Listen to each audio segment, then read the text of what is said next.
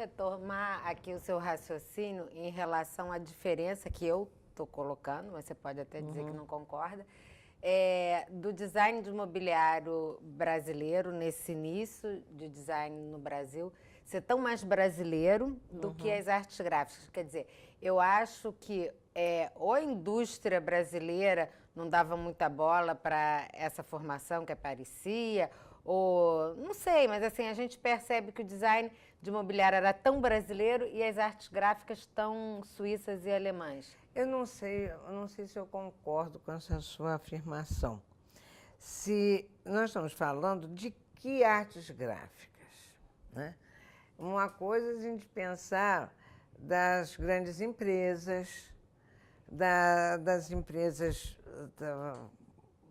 dos grandes sistemas de identidade visual, entende? Que pertenciam ao governo, né?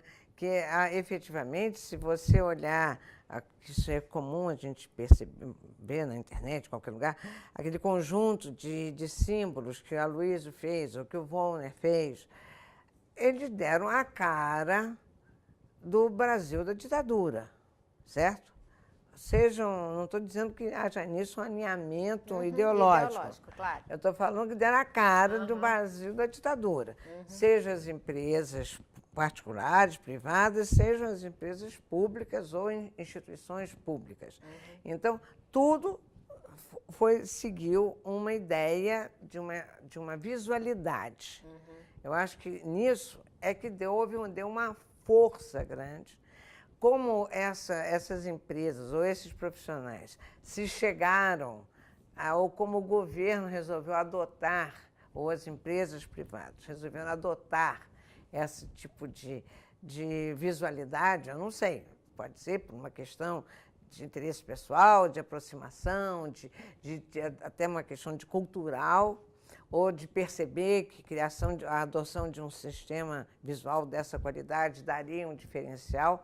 Então, eu acho que o que trouxe, talvez, a uma ampliação de um certo modo da visualidade foi a partir da adoção por instituições de impacto nacional, seja uma Petrobras, seja uma Embratur, ou o que quer que for, Icatu, enfim, seja um Banco Nacional, tem de tudo, né?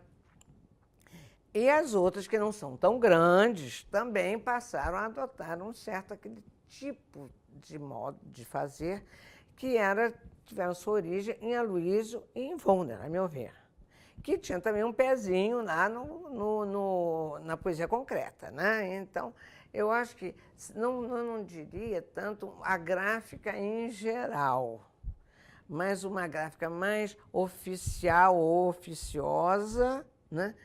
E não uma gráfica, se você pegar a revista Senhor. E os reclames, os folhetos, os panfletos, os cartazes de rua, eu não sei se havia essa presença. Não, certamente não. Eu acho que veio a partir de uma adoção desse tipo de abordagem por essas instituições que tinham peso e tinham uma representação.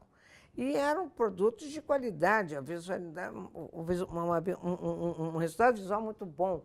Um exemplo que é constantemente repetido é como foi apropriado o símbolo quarcentenário. Né? Quer dizer, qualquer uma pessoa traçava aquilo. Quer dizer, havia uma adoção de certas soluções que, às vezes, porque elas tinham qualidade em si. E aí eu acho que houve uma questão de isso ir se alastrando por uma questão de... isso fica bacana, mas não sei se eu botaria de uma maneira a gráfica brasileira. Eu acho que a partir dessa questão de identidade visual, houve, se você pensar que o papel moeda foi feito, né? Feito por Aloysio, foi a primeira vez que teve papel moeda brasileiro feito no Brasil, cara, algo que todo mundo tem contato, né? Quer dizer, você com isso, você gera também uma familiaridade com algo, né? que vai graçando por aí e talvez criando, né? certas certos modos de ver e certos modos de fazer, né? Lucy, como é que era arrumar estágio e começar a trabalhar? Aonde se trabalhava?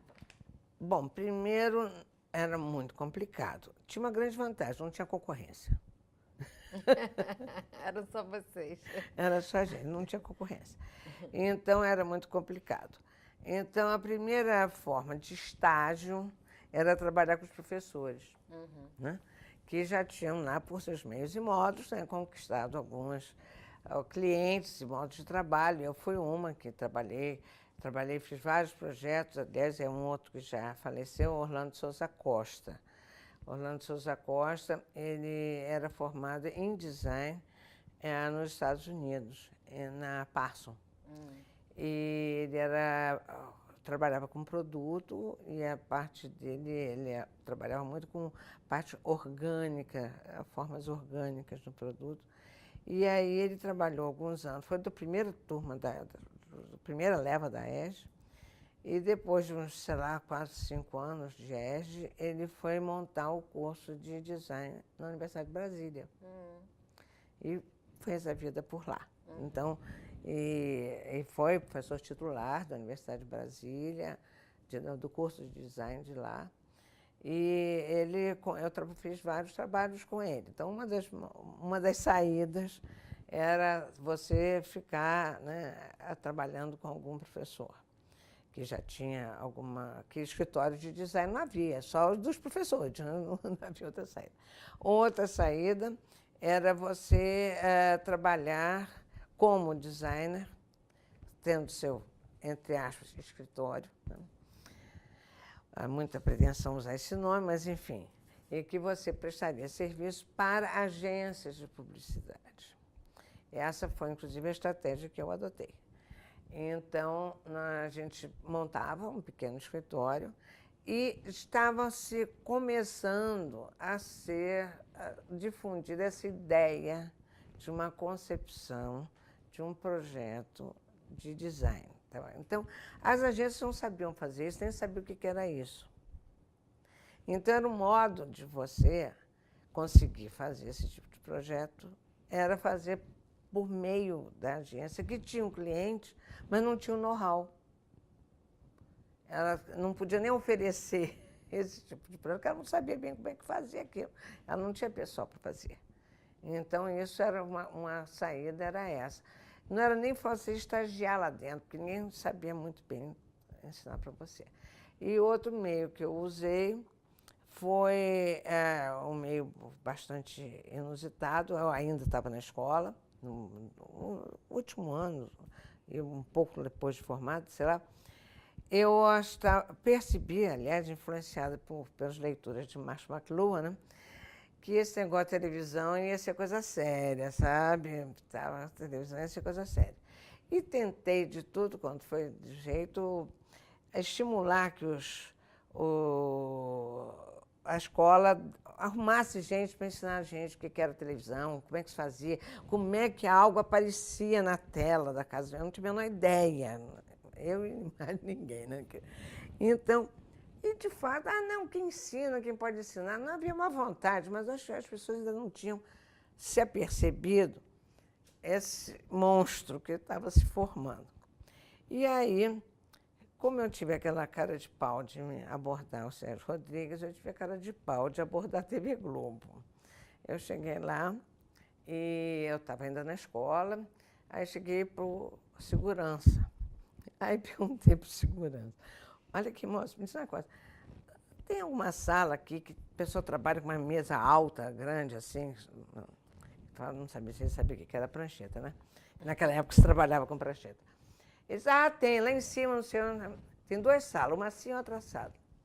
E lá fui eu. Olhei, uma era cenografia, era Pamplona e tal. Cenografia, nem entrei, vi que era cenografia, não quero não. Aí eu vi uma outra sala que me interessou mais, olhando pela janela no 3º andar, era no terraço, ali na Von Márcios. E era um departamento que chamava de Departamento de Comerciais. A direção era do Geraldo Cazé, pai da Regina Cazé. Que as agências de publicidade não tinham equipamento, nem know-how, para botar algo no ar. Elas não sabiam fazer isso. Então, a TV Globo tinha um departamento que fazia os comerciais para serem transmitidos. Então, aí eu cheguei. O Casé era um homem era um gentleman, um homem assim, finíssimo, delicadíssimo, alto, grande. A filha é parecida com ele, só que ele era mais feio que a filha. Mas, enfim, ele chegou, eu disse a ele o que me levava lá. Ele disse, bom, nós aqui fazemos isso, fazemos comerciais e fazemos as aberturas dos programas, tal. Eu digo, olha, eu posso ficar aqui? Eu respiro pouco, gasto pouco oxigênio. Bom, depois de 1 ou 2 dias já tinha trabalho esperando por mim, né? Que você ter 2 mãos disponíveis, todo mundo gosta, né? Lúcia, a gente vai fazer mais um intervalo. Você tem mais uma musiquinha para pedir? Nessa época, me lembro, eu estou querendo situar a época. Era uma música horrível. Bom, desculpa, mas é A Praça. Depois eu explico por quê.